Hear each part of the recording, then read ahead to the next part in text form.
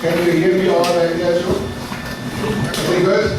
All right, thank you. I want to take the opportunity of the next 10 minutes to just briefly introduce myself and just talk a little bit about my relationship with the bishops, Catholic bishops, in the last 15 years. And maybe just look at 3 key learnings that I took from that journey that has helped me as a Catholic man and as a part of the membership of the Knights of Columbus, and had shaped my life too, and that may apply it in one way or the other also to our work in this parish in St. Joseph Church. So my name is Uli Schmidt, and that already reveals I am not from here. I'm originally from Germany. I'm born and raised in Germany.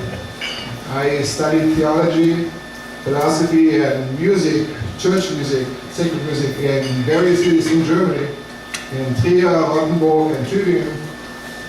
I studied theology in Jerusalem, in Israel, at the theological faculty of the Domitian Abbey. That's a place run by the Benedictine monks in Jerusalem. And then I did some postgraduate studies in Central America, namely at the San Jose University in Costa Rica and at an ecumenical research institute in Managua, Nicaragua. So my journey with the bishops actually began here in Sacramento in 1994. Bishop Regan and I basically showed up at the same time here in the diocese. I think it was the summer of '94 when he came here.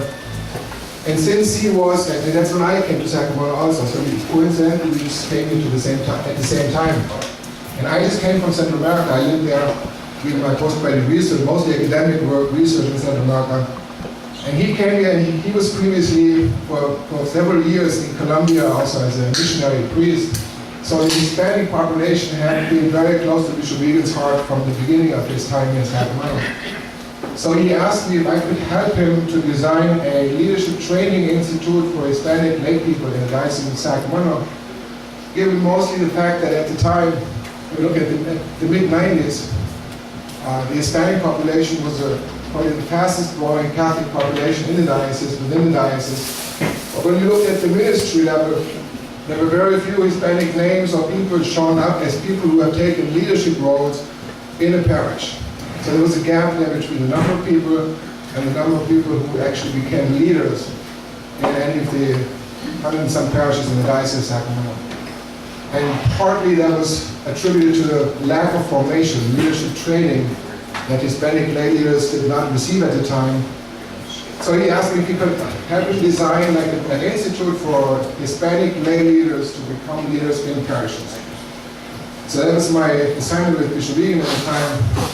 And so I took about maybe 2 or 3 years to research and design and then run the first pilot of that institute in the Sacramento Diocese. We had one institute in Sacramento and one in Red Bluff for more the north area of the diocese. And so my job ended with being able to run it, test it out and make sure it works. And then it was turned over to other people who currently, I think it's Sister Paulina, somebody in the pastoral center that runs that particular program for now Bishop Soto. During that time also then, and that's how God brought people just across my path, is when there was a cardinal from Honduras, Central America, who was very good friends with Cardinal Mahoney from Los Angeles. And he came here frequently to California to do a retreat for Hispanic priests in the Archdiocese of Los Angeles. He found out about the work with the Hispanic people here, so he approached me in a visit to Sacramento and said if I could bring that kind of work to Central America, it would help them, and there in Central America, the Catholic Church, the overwhelming concern, and the number one concern is, obviously, is the fight against poverty. In all its very many basics, articulations in Central America, the Church is heavily engaged in fighting poverty in Central America. At the time I told Cardinal Rodriguez that I wasn't sure because I have never done that work outside of the States, so I wasn't sure if it's going to work, and I wasn't sure what the other bishops were, how they would look at it, if there's something new would come in that we haven't talked more about. So I said, good, let me convene some of the bishops in Central America so we can have a further conversation how we want to look at the kind of work that you could do. And then it just created a very unique opportunity, because when I got down to Central America the second time to meet with some of the bishops, as Rodriguez said, he would convene some of the bishops, it literally blew my mind. I mean, I walked into a room with 55 bishops from 6 Latin American countries ready to engage on an innovative program that nobody knew what that's going to look like, neither myself. So we had no idea what that's going to look like. There was a room full of 55 bishops and the auxiliary bishops from 6 Central American countries. It's from Honduras all the way down to Panama. When I saw that, I immediately knew there's something else at work here. This is not something I have been doing or I can do, or that's something they can do. I immediately sensed there's God's grace, God's hands is working here.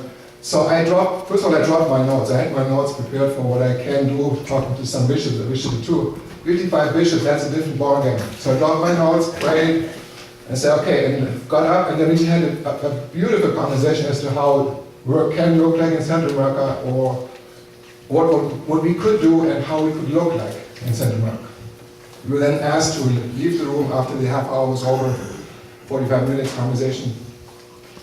They wanted to discuss it internally, and they invited us back in and had provided a unanimous decision for us to come in as a consulting firm to help them, assist them in the area of leadership development when it comes to social concerns in the Catholic Church in Central America.